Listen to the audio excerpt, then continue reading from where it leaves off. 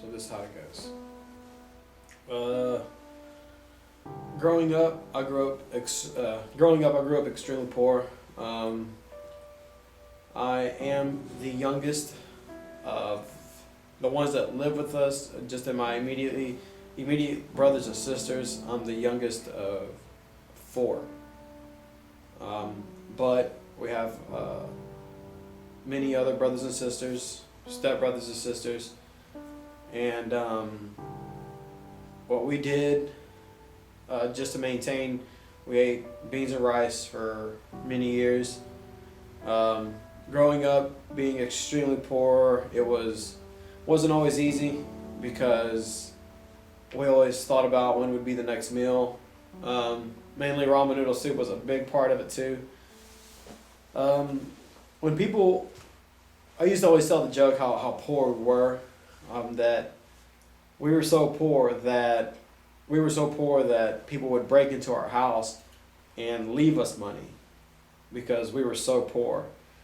But throughout years of growing up, of course, things got tougher. We had a few more people move in with us. We lived in a 2-bedroom house. For the most part, we tried to sleep in one of the rooms because I was the only one that had a heater or an AC in it. We never had a talk about sex or anything like that because it was so taboo.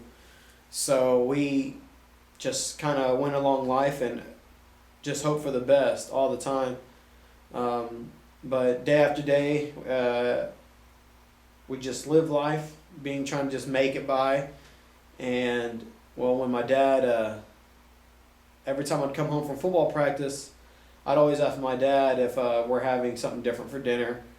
And he always said yes, no matter what. He always said yes. One day it'd be, "Hey Dad, what's for dinner?" He'd say, "Beans and rice."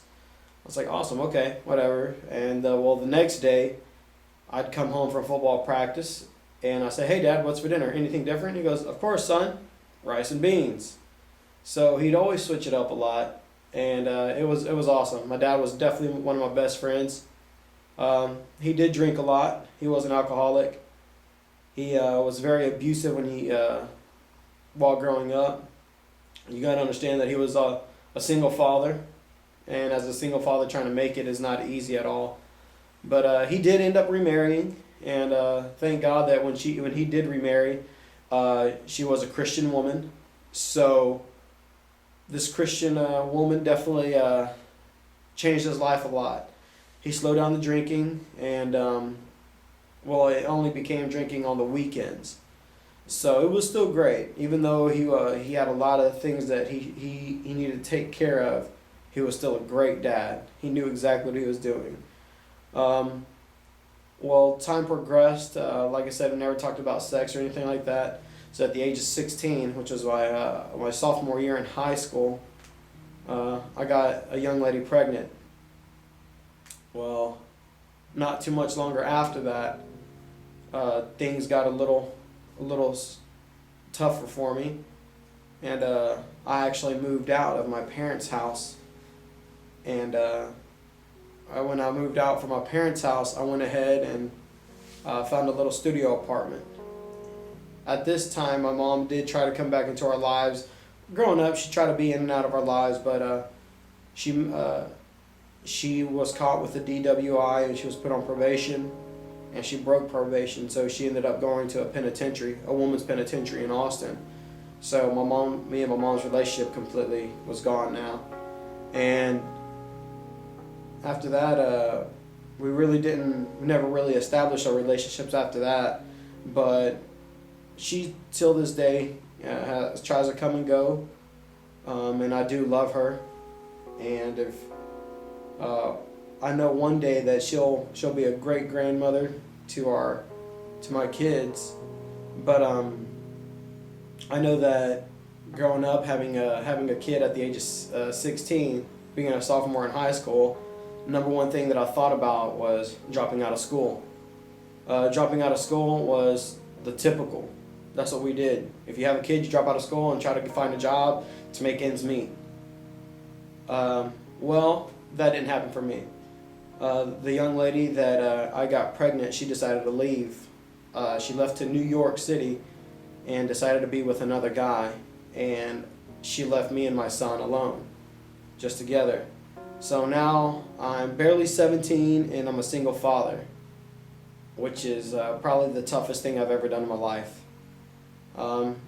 My schedule consisted of waking up at 5 o'clock in the morning, making sure my son was bathed, clothed, ready to go into the daycare. By 6:30, I was dropping him off at the daycare, which was at the school, which is in Tech City High School. So if anybody from Tech City ever gets to see this video, they got an awesome daycare, and thank you so much for helping me out. But first thing is I would drop him off at 6:30 at the daycare, and by 12 o'clock noon was my lunch break, and I'd go get to see him, play with him instead of eating lunch. I'd go play with him and hang out. And when lunch was over, I'd go back into class. Get out right around 2. And from there, I'd pick up my son. I'd go take him to my stepmom's house and my dad's house, and I'd drop him off, and I'd go to work. I worked in Casey's and Guido's in Galveston. And of course, I had a fake ID. So I became one of their bartenders there. So I was bartending there for a little bit. While I was bartending there, they made me one of their closing bartenders, so I had to count all the money for the entire restaurant. I started stealing money by not ringing up drinks and being very sleight of hand because I needed it. I'd get out of work probably right about 1 a.m. I'd get out of work and I'd go pick up my son, and by the time I got home, it'd be about 2:30 in the morning by the time we'd be able to lay down to sleep. And of course, my day would start all over again at 5 a.m. And my life was like that for 2 years, waking up at that time and making sure that I had only a couple of hours of sleep just to maintain. Of course, times got really tough because I didn't have a motherly instinct. I didn't know how to take care of my son. It's because it was so difficult. But sure enough, his mom decides to come back. And when she comes back, she wanted to try to work things out. And of course, I didn't want to have anything to do with her. So I said no. And she left again. She flew to Jacksonville, Florida. And from that day, it was just me and my son. Well, I got to graduate. I did graduate in the top percentage of my class. I did. And not only that, I would be the second one to graduate in my entire family from high school. So I got to graduate, and not only did I graduate, but I graduated as a single father. 4 days before my actual graduation from Tech City High School, because I graduated as a single parent, I also took parenting courses throughout high school, and they gave me a private graduation at College of the Mainland. They gave me a private graduation, and that day I got to take pictures with my dad and my stepmom in my cap and gown with my diploma of graduating. Well, I didn't know that the next day he would actually die. When my dad died, it was probably one of the most toughest things I ever had to do. And on my graduation day, I actually had to bury my dad. So at 8 o'clock in the morning, I'd have my cap and gown in the car, and I would be wearing all black already because of the funeral. I buried my dad, and 5 hours later, I'd be collecting my diploma, walking across stage. So it was extremely tough being a single dad, burying my dad on graduation day. Of course, depression really got to attack me. Depression attacked me very much so that the constant thought of suicide was always hitting me. I went ahead and just kind of stayed focused as much as I could, but I tried to find an outlet. My outlet was alcohol, so I would drink a lot. 7 o'clock in the morning, I'd have my friends over drinking. Just so when we had to go to a college class or anything like that, we'd already be somewhat buzzed or influenced in some way because we'd be drinking so much. So I found another outlet, and that other outlet was the Marine Corps. So when I listened to the Marine Corps, that was the number one thing that I really got to really set my life apart from anyone else. I got to sign my contracts to Southwest Baghdad, Dubai, Kirkuk, and Fallujah. I already knew where I was going to be deployed because of the year, which was in 2005. They still considered it post 9/11, and for anybody that was who has a single father or anything like that decides to go into any military, they would also have to sign over their rights to their child. Well, I wasn't too sure if I wanted to sign my rights over to my son, to my stepmom, but I was ready for it. But I took everything very slow. And on Christmas Day of 2005, I'll never forget it, my son's mom comes back again. This time she just asked if she could see him for Christmas. And me being extremely young, not really knowing what to expect, the first thing I thought is every child should know their mother. And I went ahead and I was like, okay, you can see him, but you get 1 hour. I want him back home within an hour. And she said, okay, that's perfectly fine. Well, from that moment, she took him.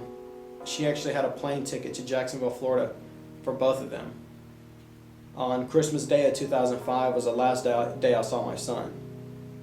He left, and I tried for many years, day after day, endless sleep, depression, alcoholism, all of it came into play. The devil knew what he was doing, and he was going to try to kill me. So what I did, for many years I tried to look for my son, and I couldn't find him. I had no clue, I had no trace where he was. And so not too long afterwards, I got a little nasty injury to where I had to leave the Marine Corps and actually just go to an everyday job. During this everyday job, I went ahead and I started working at Olive Garden. And when I was working at Olive Garden, I was still drinking, but I met this young lady, and she actually became one of my better friends. We would always hang out, we'd always have dinner, but it was nothing close to dating. It was always just a great friendship. We would always hang out, we'd go drinking together, and we'd just hang out. Well, one day, suicide really hit me hard, and I went ahead and I had a brand new 44 Magnum. It was a revolver, a Smith & Wesson, and it was a brand new gun. I just got it, and I went ahead and I loaded the chamber for it to be completely loaded, ready to go. Well, for those who don't know, there's no safety when it comes to a revolver. It's you pull the hammer back and you pull the trigger. If you don't want it to go off, you leave the hammer down and it won't fire at all. So I went ahead and pulled that hammer back, and I put that gun to my head, and I pulled the trigger, and it locked on me. So I remember saying, Lord, if you're real, save me. I remember saying, Lord, if you're real, if you're really real, you'll save my life. I pulled the trigger again, and it locked once again.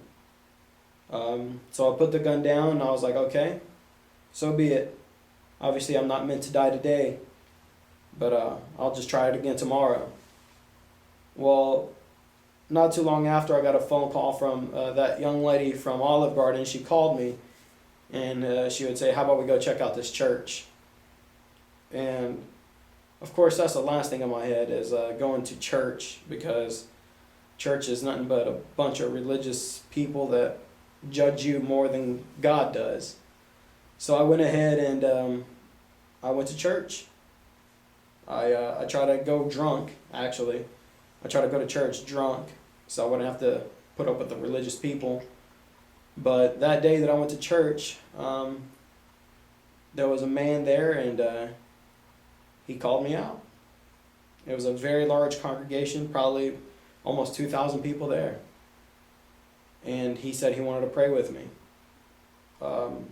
When he got to pray with me, I gave my life to Christ, and I never looked back.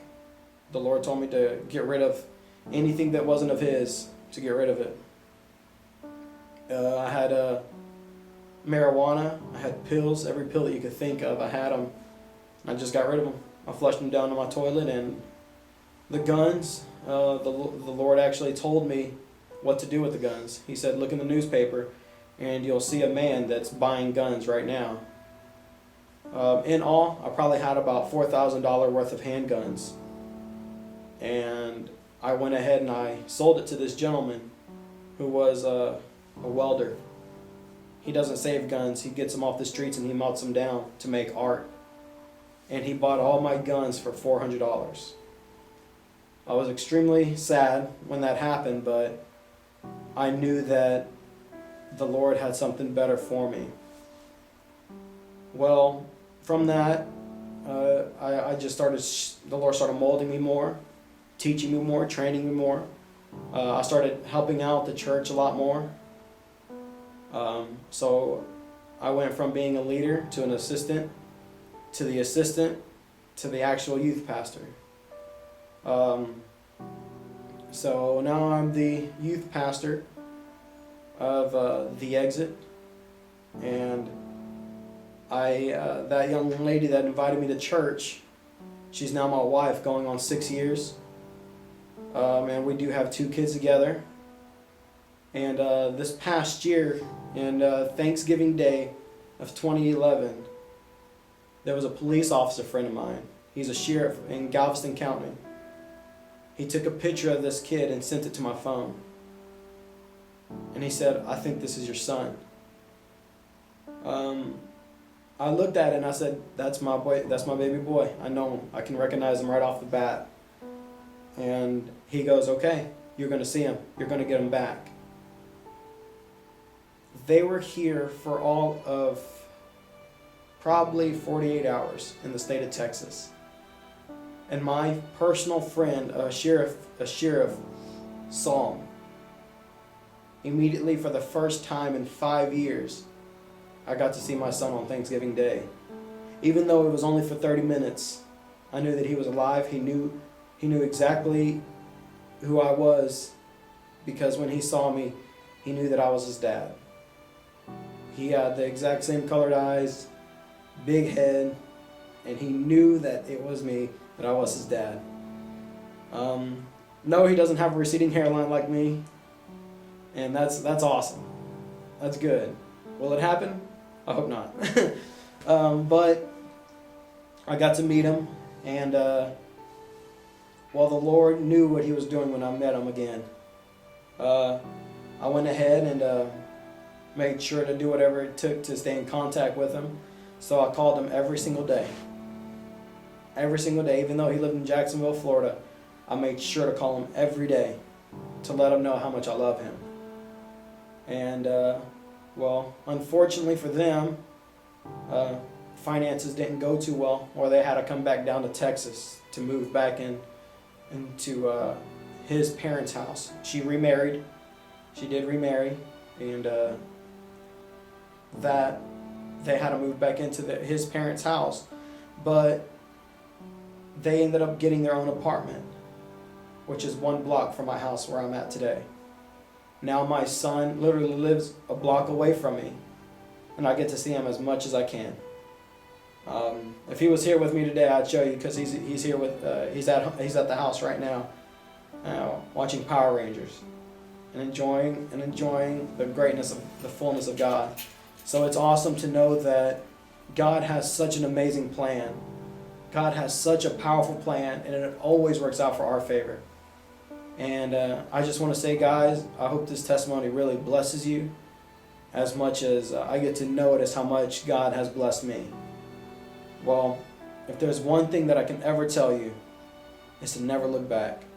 Always press forward, and always look at the greatest glory that God has for you. God bless you guys.